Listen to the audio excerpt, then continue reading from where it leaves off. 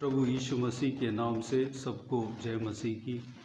आज का वचन है रोमियो के पत्री उसका 12 अध्याय 11 वचन। प्रयत्न करने में आलसी न हो, आत्मिक उन्माद में भरे रहो, प्रभु की सेवा करते रहो। मेरे प्रियो, इस अध्याय में प्रेरित पौलुस हमारे आत्मिक उन्नति के लिए कई सारे बातों को बताया हुआ है। उसमें से हम इस 11 वचन में दिया हुआ बातों को हम मनन करने जा रहे हैं। प्रयत्न करने में आलसी ना हो। हम परमेश्वर के कार्य में जो कुछ भी हम करते हैं, जो कुछ भी हम जाना है, उसमें प्रयत्न करने में आलसी नहीं होना चाहिए। भोर के समय उठकर प्रार्थना करने में और प्रभु का वचन को पढ़ने में, मनन करने में और परमेश्वर का स्तुति करने में और परमेश्वर का भवन में जाने में और प्रभु का सेवा करने में हमें आलसी नहीं होना चाहिए। हम लगातार उसमें लगे रहना और कष्ट करके हमें उसमें आगे बढ़ना अवश्य है। परमेश्वर हमारा परिश्रम को देखकर हमें आशीष देगा, आत्मिक उन्नति हमें देगा। अगला, आत्मिक उन्माद में भरे रहो, यानी कि आत्मिक उन्माद, उसी सोच में लगे रहना, उसी भावलापन जिसको कहते हैं, हमें हमेशा आत्मिक सोच में रहना। प्रभु के वचन इस प्रकार कहता है, आत्मिक उन्माद में भरे रहना अवश्य है। हमेशा परमेश्वर को स्तुति करना, हमेशा उसी बात में लगे रहना, प्रार्थना करते रहना, प्रभु का वचन को पढ़कर उसको मनन करना, प्रभु के कार्य के बारे में सोचना, आत्मिक चीज़ के बारे में सोचना, इसमें भरे रहने के लिए परमेश्वर का वचन हमें कहता है। तीसरी बात, प्रभु की सेवा करते रहो। हमें प्रभु का सेवा करना चाहिए। हम परमेश्वर का वचन को दूसरों को सुनाना और जो कुछ भी परमेश्वर हमारे लिए सेवा दिया है, उस सेवा कार्य को लगातार करना और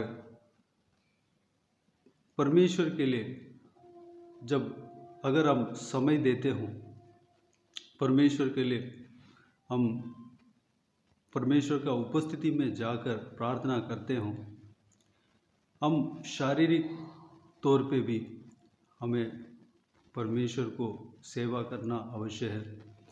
हम उदाहरण दूसरों के लिए प्रार्थना कर सकते हैं और कलीसिया में जाकर हम कुछ भी काम कर सकते हैं, कोई भी काम कर सकते हैं, उनका मदद कर सकते हैं, पासवान का मदद कर सकते हैं, परमेश्वर का दास के मदद कर सकते हैं, हम उनका फाइनेंशियल सपोर्ट कर सकते हैं या उनका शारीरिक दिशा में जो फिजिकली कुछ भी काम उनका होना हो, वह हम कर सकते हैं, उनका मदद कर सकते हैं। कोई भी कामों में, सेवकाई में हम जो कुछ भी प्रभु के दास के लिए हम करते हैं, प्रभु उसका फल हमें देगा।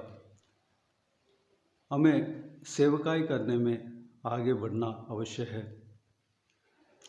ये तीनों विषय हमारे जीवन में होने के लिए परमेश्वर के हाथों में हम समर्पित करें।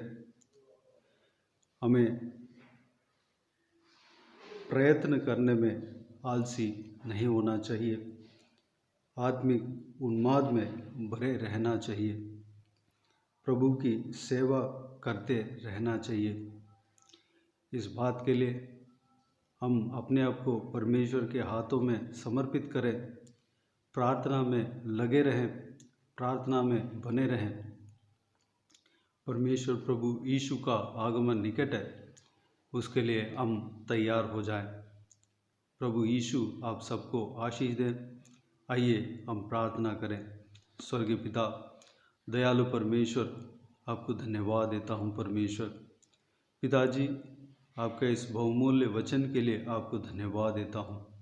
परमेश्वर, आपका इस वचन में जो कुछ भी बातें हमने अभी देखा है, उस बातों पर हमें चलने के लिए अनुग्रह देना। परमेश्वर, हम पिताजी आपके काम में, आत्मिक विषय में हम हमेशा प्रयत्न करते रहने पाएँ और आत्मिक उन्माद में हमेशा भरे रहने पाएँ और आपका सेवा करने पाएँ। परमेश्वर, पवित्र आत्मा हमें अगुवाई करना, हमें चलाना। परमेश्वर, हमेशा हम प्रार्थना में लगे रहने पाएँ, प्रार्थना में बने रहने पाएँ। परमेश्वर, अनुग्रह देना पिता, नित्य हम प्रार्थना में बने रहने पाएँ।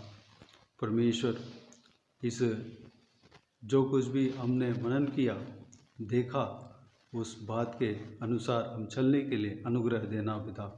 हमें अभिषेक करना परमेश्वर, हमें आशीष देना पिता। हम सभी को हालेलुया। परमेश्वर आशीष देंगे। आपको धन्यवाद देता हूँ।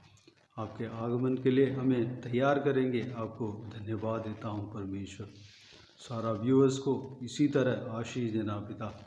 उनका परमेश्वर हालेलुया जीवन में कोई भी कमी घटी ना होने देना। उन्हें परमेश्वर भरपूर आशीष देना पिता।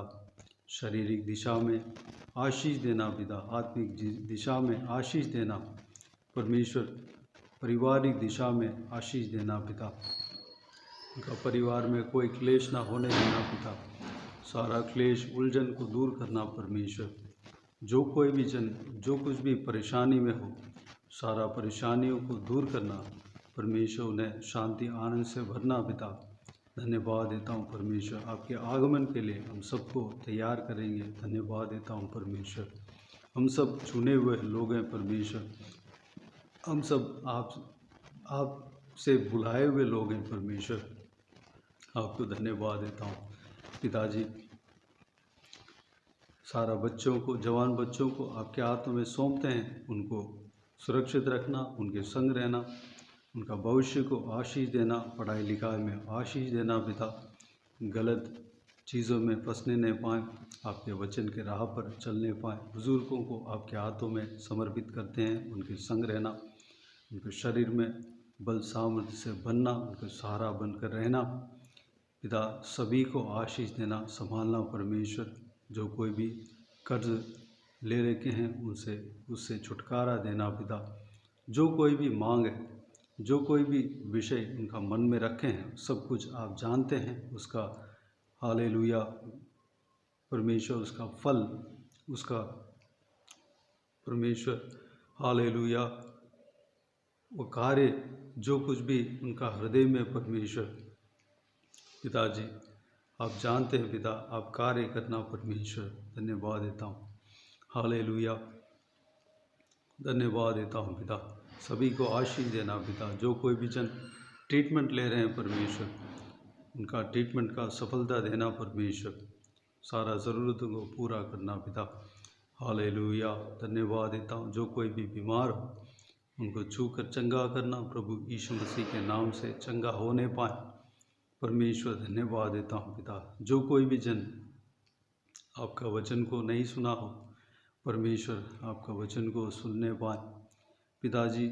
हालेलुया, आपका प्रेम को महसूस करने पाए पिताजी आपके करीब आने पाएँ, आपका निकट आने पाएँ परमेश्वर। धन्यवाद देता हूँ पिता। हालेलुया। बाकी सारे बातों को आपके हाथों में समर्पित करते हैं। सारा जलाल और आदर महिमा आपको मिलते रहे। प्रभु यीशु मसीह के नाम से सारा दुआओं को मांगते हैं और पा लेते हैं। आमीन आमीन। प्रभु यीशु मसीह के नाम से प्रभु यीशु मसीह का आशीष और अनुग्रह अब सभी के ऊपर बने रहें। आमीन आमीन। मेरे प्रियो, इस चैनल को सब्सक्राइब करें और शेयर करें। अगर किसी को भी प्रार्थना का विषय हो, डिस्क्रिप्शन में दिया हुआ नंबर में कॉल करके प्रार्थना करा सकते हैं, या वॉइस मैसेज व्हाट्सएप में आप टाइप करके या वॉइस मैसेज में हमें बता सकते हैं। आपके लिए प्रार्थना करेंगे। विशेष करके बुधवार और शनिवार को आपके व्हाट्सएप में वॉइस मैसेज के ज़रिए प्रार्थना करके भेजा जाएगा। इस सेवकाई के द्वारा परमेश्वर आपका जीवन में कार्य किया हो वो भी हमें बता सकते हैं। हम सब मिलकर परमेश्वर का महिमा करेंगे। प्रभु यीशु आप सबको आशीष दे। आमीन आमीन।